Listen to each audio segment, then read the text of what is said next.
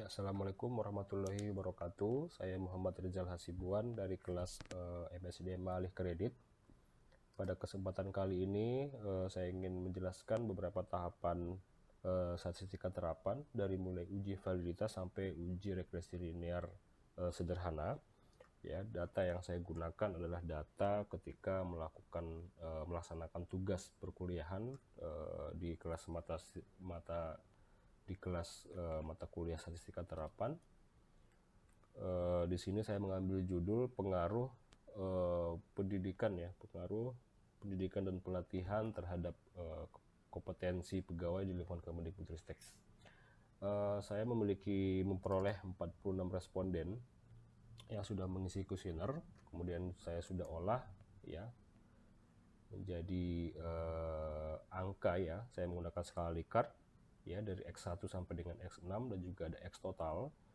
Kemudian di variabel kompetensi pegawainya dari Y1 sampai dengan Y10 dan Y total. Kemudian kita akan coba langsung menyalin data ke SPSS. Ya, langkah pertamanya coba kita salin dari mulai X1 ya sampai dengan total.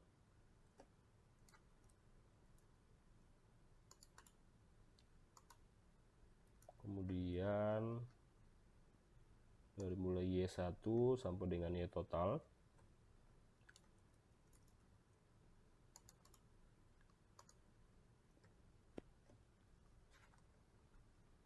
Kemudian kita buka variable view. Variable view-nya kita rename menjadi X1.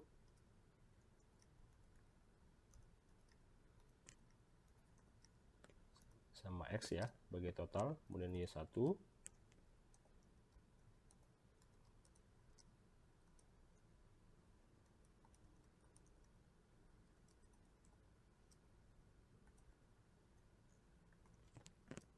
Dan juga Y total.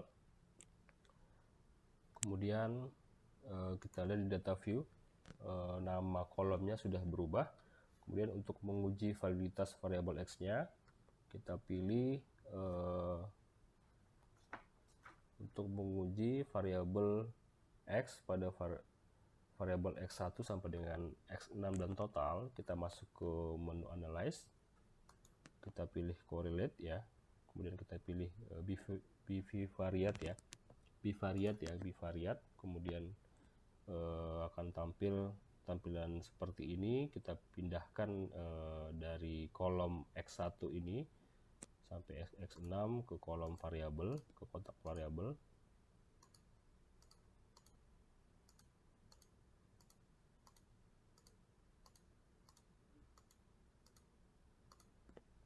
Ya, kemudian pastikan current coefficient-nya di checklist. Oke. Ya, kemudian hasilnya seperti ini. Hasil uji validitas bisa terlihat pada kolom sebelah kanan ya. Sebelah kanan didapat dengan adanya airtable dari sampel yang memiliki nilai N sama dengan 46 adalah 0,2845, maka berdasarkan output atau hasil dari uji validitas dihasilkan bahwa instrumen dari variabel X yang terdiri dari X1 sampai dengan X6 dan X total seluruhnya memiliki nilai R hitung atau nilai R hitung lebih besar dari R tabel. Jadi dapat disimpulkan bahwa semua instrumen dalam penelitian ini akan dikatakan valid. Kemudian selanjutnya kita mencoba menguji variabel Y ya. Kita mencoba menguji variabel Y, caranya sama dengan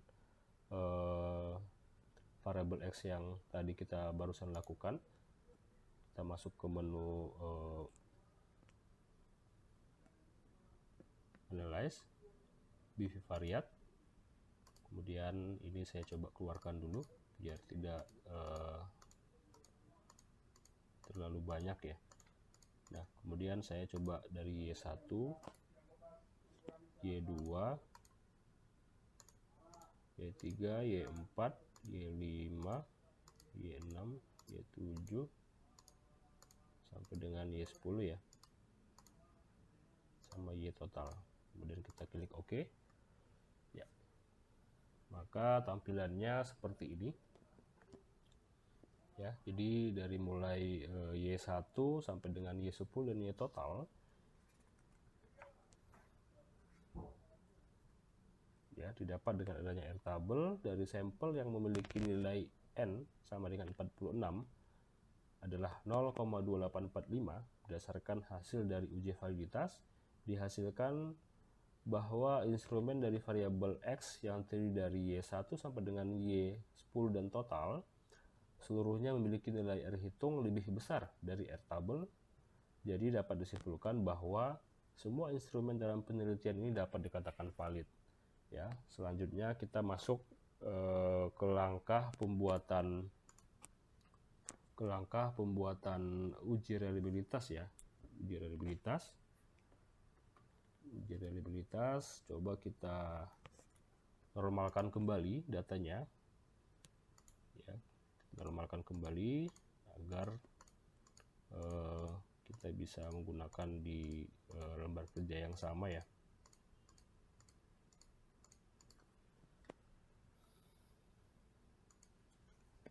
Kemudian selanjutnya kita masuk ke menu analyze ya. Kita masuk ke menu analyze.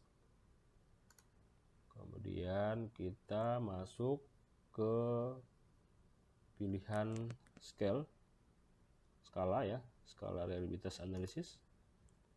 Ya, kemudian kita pindahkan X1 sampai dengan X6 tanpa memindahkan X total.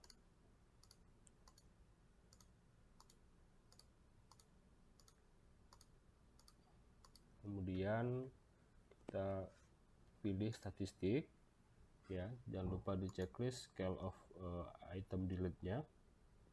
Kemudian continue. Kemudian kita klik OK. Ya, jadi dapat kita lihat ya hasilnya bahwa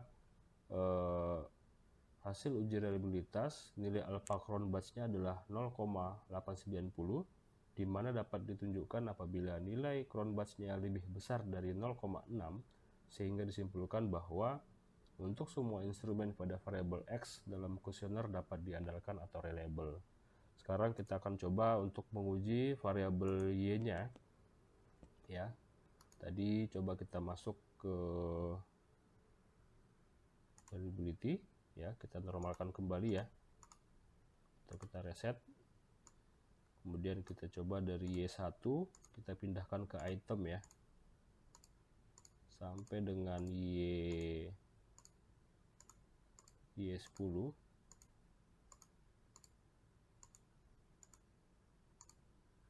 Ya, sampai dengan Y10. Kemudian kita klik statistik ya, kita pastikan sudah, belum checklist ya. Kita checklist scale if item delete-nya, kemudian continue, kita klik OK. Ya, terlihat tampilannya ya, reliability statistiknya hasil Cron batch alpha-nya itu di 0,928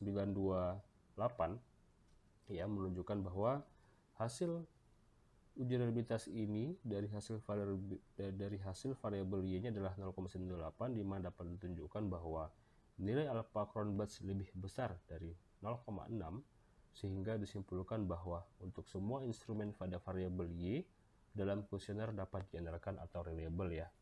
Jadi untuk data ini datanya reliable. Kemudian selanjutnya kita melakukan uji normalitas ya. Ya, sekarang kita melakukan uji normalitas. Kita kembali ke Excel ya. Untuk uji normalitas ini ada uji hipotesisnya ya. Uji hipotesisnya mungkin saya tampilkan. Uji normalitas ini H0 data berasal dari populasi yang berdistribusi normal, H1 data berasal dari populasi yang tidak berdistribusi normal ya. Taraf signifikansinya itu 5% atau 0,05. Kriteria ujinya H0 ditolak apabila nilai signifikannya lebih kecil dari A. Ya, sekarang kita coba. Kemudian ini kita coba pindahkan ya totalnya saja, dari total Y, X ya, total X.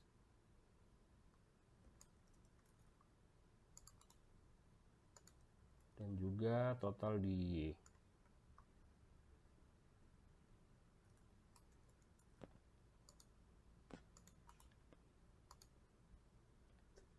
Ya, kemudian kita buka variable view. Namanya kita ganti menjadi pelatihan diklat.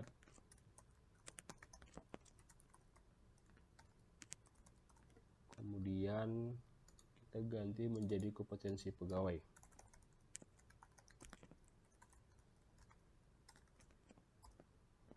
Ya, desimalnya kita nolin. Ya, kemudian kita pilih analyze, kemudian kita pilih regression and linear ya.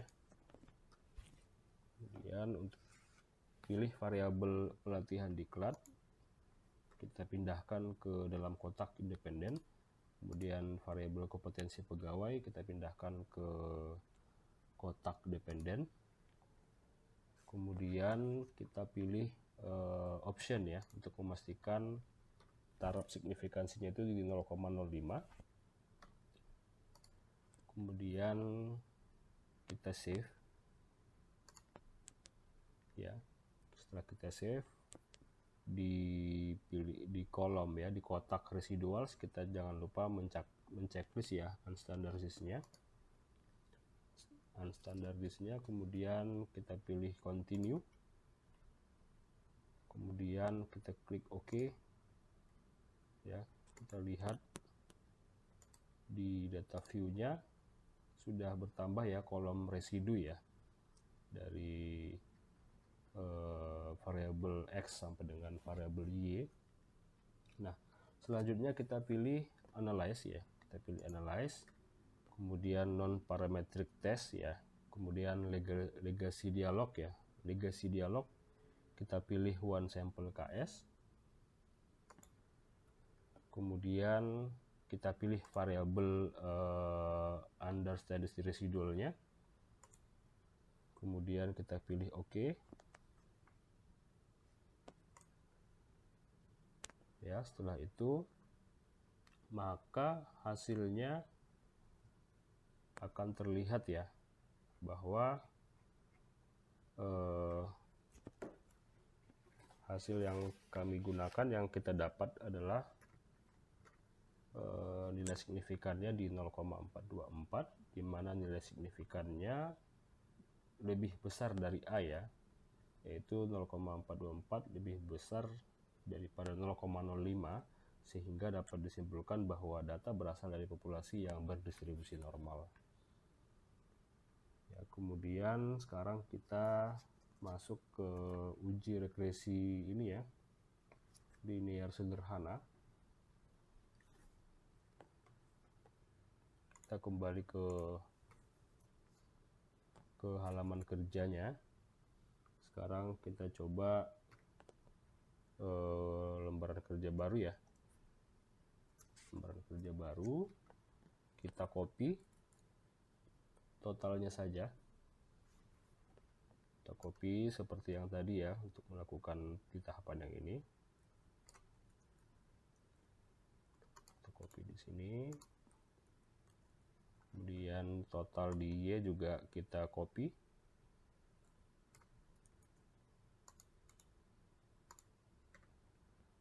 Ya, kemudian kita ganti di variable view-nya menjadi pelatihan diklat ya. Pelatihan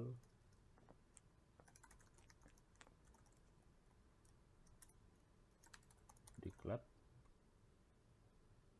dan juga kompetensi pegawai. Kompetensi pegawai. Ya, desimalnya kita rubah menjadi 0.